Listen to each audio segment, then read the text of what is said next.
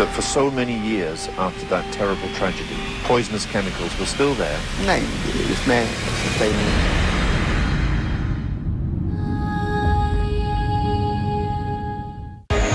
In this era of Asian emergence, what role does your business play? Calling all companies.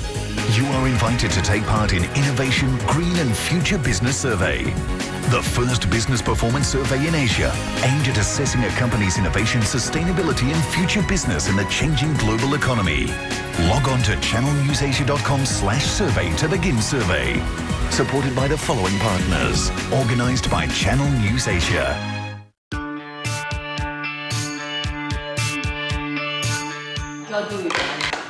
10 divides by 2, you get half of it.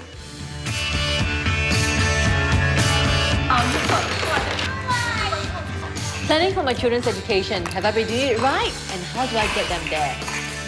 What's the smart way to handle the cost of your children's education? Join me with Evelyn Tan and financial experts on Mind Your Money. Tuesday, 9:30 p.m. on Channel News Asia. Mind Your Money is brought to you by Money Sense, a national financial education program for Singapore. Recession? Not for these companies. Asia's fastest growing industries, most promising businesses, and most successful entrepreneurs. Find out where to invest your money and which businesses are built for the future. Catch Geared for Growth, the next Asian boom. Premiering Monday, 14th of November at 8:30 p.m. It's a magical thread that weaves nature, nostalgia, and romance. But it's also a line of contention. You have the cyclists, the joggers, the nature enthusiasts. So how do you try to balance all the different needs? Hopes are high for the preservation of the rail corridor. But will they be realized? Envisioning the future of the rail corridor on Beyond the Last Journey. Wednesday at 8:30 p.m.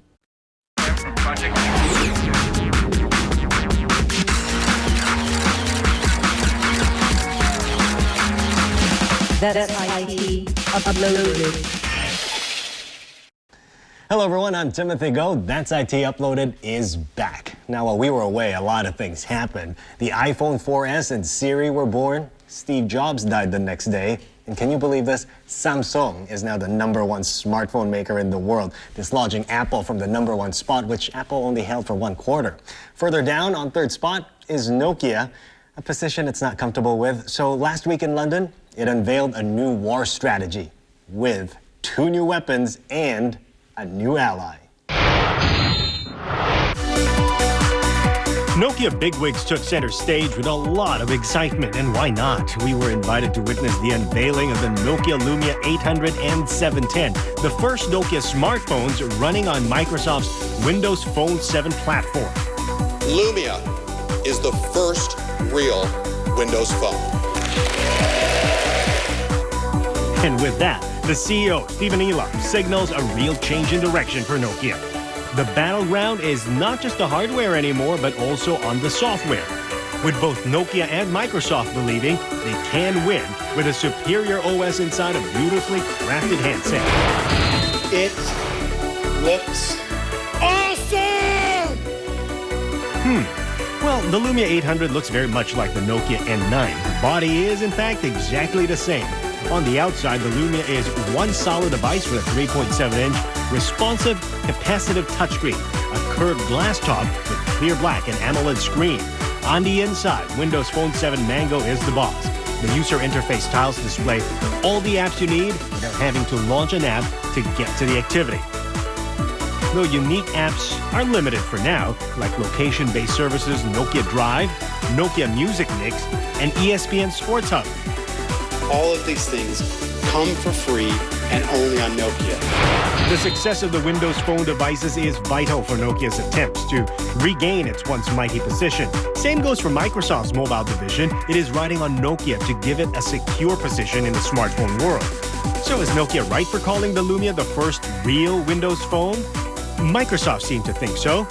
It says Nokia can do for Windows Phone what the others didn't achieve, making Windows a viable third option in the fast-moving smartphone sector. But is it too late? No, I don't think it's too late for Nokia and Microsoft. I mean, yes, obviously it is a case where Apple's just gotten so much attention these days, and so has Android as well, too. You could argue from that perspective that they're a bit late to the game, but if you look at what Windows Phone 7 has to offer, it's a very, very compelling experience and interface. Well, I'm hard to impress, but I like what I saw. It is a big leap for Nokia in terms of style, function, and features, and to go with a totally different platform. And it seems even the hard-to-please tech analysts are impressed, too. The way that they've done the interface is arguably better than many of the other operating systems out there. But the challenge is that not everybody realizes that. There's just way too much baggage from this word Windows. And so the biggest challenge for Nokia here, and Microsoft for that matter, is getting people to think past that old Windows Mobile 6.5, because if you look at Windows Phone 7, it is nothing like Windows Mobile 6.5. Of course, the Lumia 800 was the star of Nokia World 2010, but Nokia didn't neglect the segment that brings in most of its profits, the emerging markets. So it unleashed a collection of what it calls aspirational phones, naming it the Asha. Let's have a look. Nokia still believes many from the emerging economies will have their first internet experience through a mobile phone. And it caters to that need with new Symbian-based phones that can function much like its higher-end phones, but at a lower price point. Asha 303 is a sophisticated QWERTY plus touchscreen phone that puts social networking and the internet front and center. It has a powerful processor with 3G and Wi-Fi, complete with Nokia's cloud-based browser that will make it really easy and fast to get online. The Asha 300, meanwhile, is the candy bar form of the same phone. Powerful, useful, and perfect for those who prefer a traditional keypad. Dual SIM phones are popular in emerging markets, so Nokia will feature prominently on that field for the Asha 200. The 200 comes in vibrant colors, and get this, battery life of up to 52 hours. The Asha 201 is the single SIM version of the 200, and both have integrated social media apps and music playback and a great sound system for the younger set who just need to be connected when they're partying. All Asha phones now support WhatsApp and Angry Bird too. All right, let's play some magic. Now you see me, now you don't. All right, that was pure and simple editing magic. But in the UK, scientists are one step closer to making that cloak of invisibility a reality. Take a close look at these marbles. Now watch what happens when they are thrown into a tank of water. Gone. Or is it? Invisibility is an optical illusion. So you create something, an image that isn't there, or you make something disappear that is there. Professor Leonhardt says it is all about bending light. I'll let him explain. And we have here some demonstrations that show how this can be done in principle. And one of this works with these fibers that you see here. So they're illuminated from one side and they guide light around Eeyore that is sitting inside. And then if you would look on the other side, and you can see that in our exhibit, then you see the image is really transported with the fibers around Eeyore. Now, if you could do this from all sides, so if you would have an arrangement of fibers or whatever, then you would make it completely disappear. Dr. Leonhardt says his team is still a long way off creating a Harry Potter-style cloak that can be swished over an object to make it invisible. But his research is leading to improvements in optical devices such as cat's eyes, microscopes, and lenses. And since seeing is believing for those of you who have very poor vision, scientists have come up with bionic glasses inspired by Microsoft's Xbox Kinect. So they work using some simple off-the-shelf techniques, and one of the ones we use is the technique behind the Microsoft Xbox Kinect, which is simply a depth and person detector. So we've got the same technique as two little cameras that are in the corner of the glasses, and they detect a person or an object nearby. When it comes up with one, it will put that image onto a small LED which is embedded in the glasses themselves. So it's a really simplified source of light, which is enough for people who have very, very low vision. Dr. Hicks and his team are currently running a 12-month feasibility study and hope the glasses will be available to the public as early as 2014. That's all we have time for this week on That's IT Uploaded. But next week, we'll have a look at the iPhone 4S and Siri. Is it worth waiting for? Check us out online on Facebook and on Twitter. I'm Timothy Go. That's it.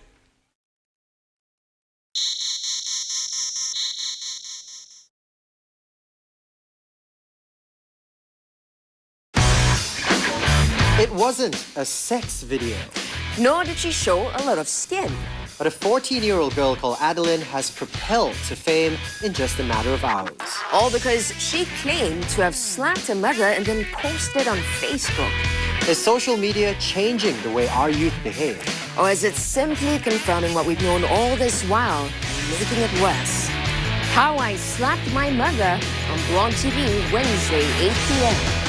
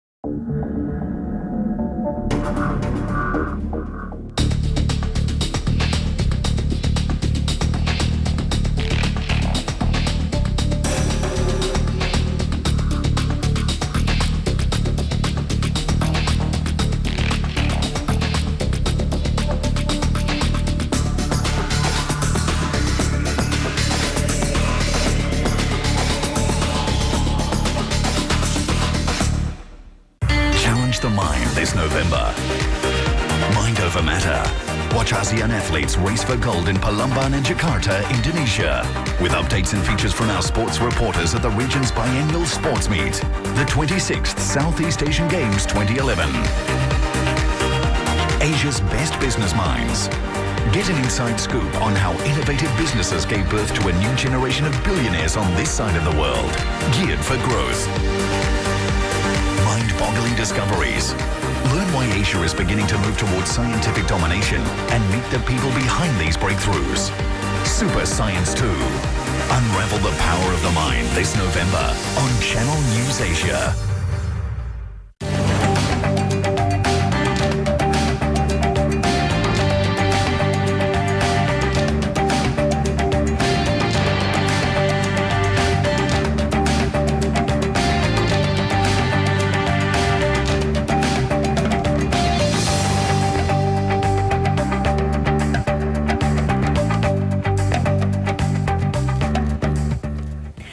Welcome to Talking Point. Now, this week we are talking dirty, or rather about dirty toilets.